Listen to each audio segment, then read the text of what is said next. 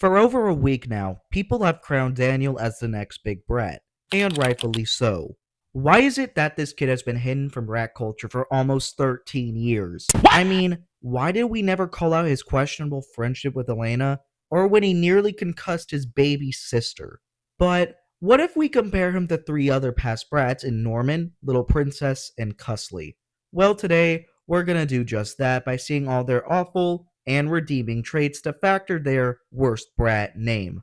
So before we head on in, make sure to hit the like and subscribe button so that we can reach our goal of 10,000 subscribers. And boy oh boy, we are getting so close to our milestone. It's like I already feel the presence of the mystery brat. So if you want to see the mystery brat and ultimately end all brat culture, then please subscribe. Sorry, Daniel. I was just having fun with Jody. I didn't mean to play without you. But you are playing without me! Now Daniel Tiger is a 4-year-old, and knowing 4-year-olds, they aren't the most polite and can behave quite unhinged at times. I mean, we've all seen what a certain bald-headed menace was capable of back in the day. But I've never seen a 4-year-old kid get so butthurt over a simple opinion. Not only that, he consistently whines and plays the victim in situations that clearly don't call for it. He also doesn't like the idea of people not lying eyes on him, like when it's Margaret's birthday or when Elena loses focus on playing with him to play with Jody. Smart move. This exact line about the play just proves to you on why Daniel is the narcissist he is and is allowed to stick to that title of honor. Daniel, why did you leave? Miss Elena, we were playing splatball, me and you. But now you're playing with Jody. Only Jody, not me. Sorry, Daniel. I was just having fun with Jody. I didn't mean to play without you. But you are playing without me. Do you like Jody more than me? Oh, I'm sorry, Daniel. I didn't realize your friend signed a loyalty contract that forbids them from interacting with other kids. Newsflash, they're not your emotional support puppets. You don't own them. He also doesn't like the word accident, because anytime someone, Miss Elena, messes something up of his by accident, Daniel instantly gets angry and begins to verbally abuse her. He also decides to crash out on her when she rightfully proclaims a spot next to her friend, which again, she got to that stool first. She was not in the wrong for fighting back. And as for you, Daniel, did you not think of simply grabbing another stool and sitting to the right of Chrissy? No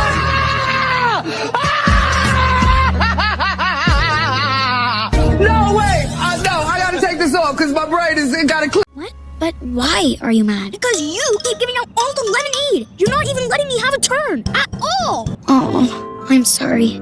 I guess I was so excited to give it out, I didn't know you didn't have a turn. Thanks for telling me you were mad. Now, as controversial as Daniel's been recently, I don't think he's the worst brat.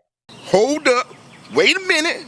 Something ain't right. He is in fact aware of self-control as he manages to hold himself back from hitting his own mom. And some of his behavior can be excused for the most part, as most 4-year-olds tend to act like that. Also, his mom at least managed to hold him back from hitting his own baby sister, unlike Boris, who probably should have banned Caillou from her room before he took his eyes off her. Caillou! Why did you do that to Rosie? This show can also teach some very good lessons around everyday situations like sharing, managing emotions, and even death. Lessons that are actually quite valuable for both kids and parents. So yeah, as extra as Daniel can be at times, at least he never tried to light his friends on fire, unlike a certain walking hazard named Norman Price. He's going to do it brilliantly! Or maybe he isn't. Get out of that, so-called star of the show.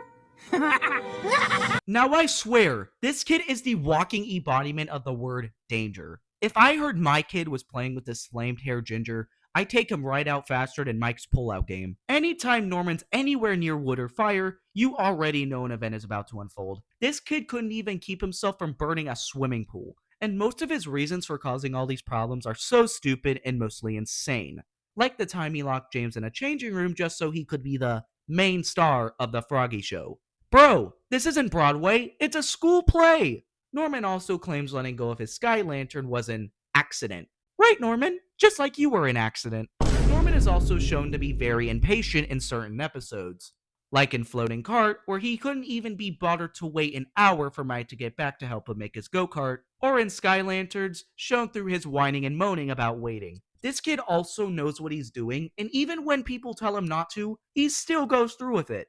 In Castles and Kings, Gareth specifically tells him not to use matches for his dragon, but Norman, being Norman, does it anyway. The result? almost torches steals Bessie and her shed. He's also reckless in episodes like Jupiter on the Loose, which you all know how that went, and even in The Great Fire of Pawnee, where he selfishly wants some sausages and nearly burnt down the entire town of Pawnee when he forgot to let out the fire. And what's the punishment for all these problems? A gentle, "No, Norman, that was very dangerous." Or maybe a slap on the wrist at best.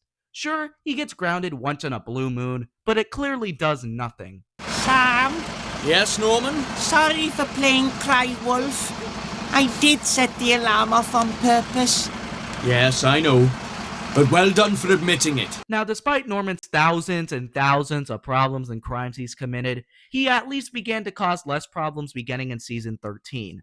Even before then, he still somewhat got his just desserts, as I previously stated. While Dose is able to scold her son to an extent, Little Princess's dad can't even look her in the eye without being scared. They say that I'm a naughty girl. They say that I am out of control.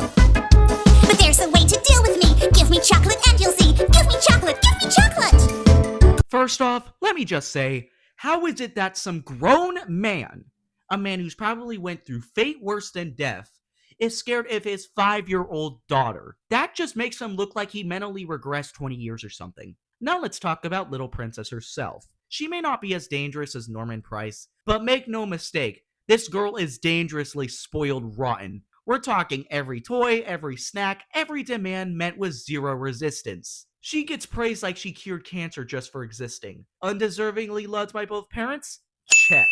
She also seems to think she controls how games are ran, because she had the utter nerve to yell at her dad for finding her in hide and seek. You know, the literal premise of the entire game. I like to see her try pulling that on a Mexican or Asian dad, because trust me, she'd be writing her will before dinner. In addition to changing the rules of anything she thinks need to be changed, she's just a selfish piece of crap to people. Whether it's her parents, friends, or even this random man, she is not hesitant to unleash her wrath on people. Let's not even get started on her logic. She thought eating snow was a legit alternative to ice cream. Girl, do you not know what goes on in that snow? Birds, dogs, muddy boots. There's a whole ecosystem of filth in there, and you're out here treating it like it's a frozen tree. She also thought it'd be good not to bathe for days straight, which that itself just made her look like some type of monster for some horror film.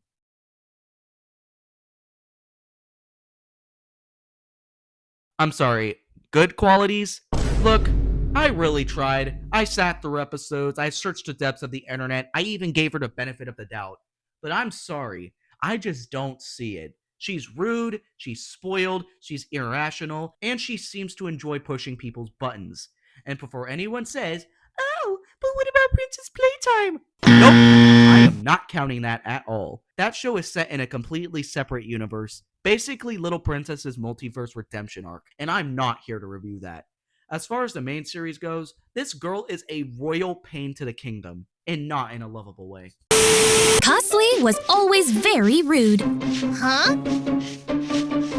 Hey, you! Get out of my way! Huh? Huh? And finally, we have Cussley. Now at first, you might be wondering why this kid is even named Cussley. However, once you actually watch some of this kid's episodes, you'll completely understand why this kid was given that name. This kid was born lucky, no doubt about it. But unlike Little Princess, Cussley actually had people working for him, cleaning, cooking, taking the trash out for him, and yet, he treats them so badly, and his mom's weak reaction to things doesn't really help much. He's also cruel to people and even animals, which, as bad as Little Princess is to people, at least she never goes as far as to hurt a frog. He even admits that he hurt the frog, yet does nothing to help it. Uh-oh! I think I'd better go home. I've hurt this frog. In that same episode, he's shown to be extremely cruel to his friend Cha-Cha for simply declining his broccoli soup. He's also wasteful to earthly resources like water when he squirts it all over his friends, because he thought it was a funny prank. He also acts like a piece of crap towards them and wonders why they don't want to be around him. I wonder why. In general, Cussley is a good example on how toddlers act when they grown up spoiled and not punished. You're right, Choo Choo. I'm sorry, Cha-Cha. And I'm sorry about spilling the soup, too.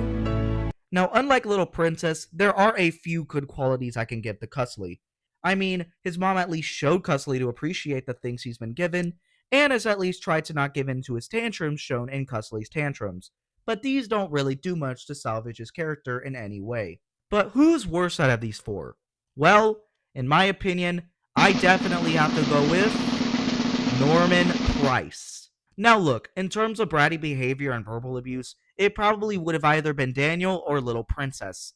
But with Norman, he puts everyone's lives at risk every single time, whether it be due to not getting the main spot in some frog show, or almost setting an entire town on fire just for some sausages. Norman Price, in my opinion, is the worst brat out of these four. But who do you guys think? Let me know in the comments, and be sure to like and subscribe, because man, we are less than 400 subscribers away from the big 10K. I know we can reach the milestone, and I can finally unveil the mystery brat. Thanks again for watching, and I'll see you all next time. Peace out.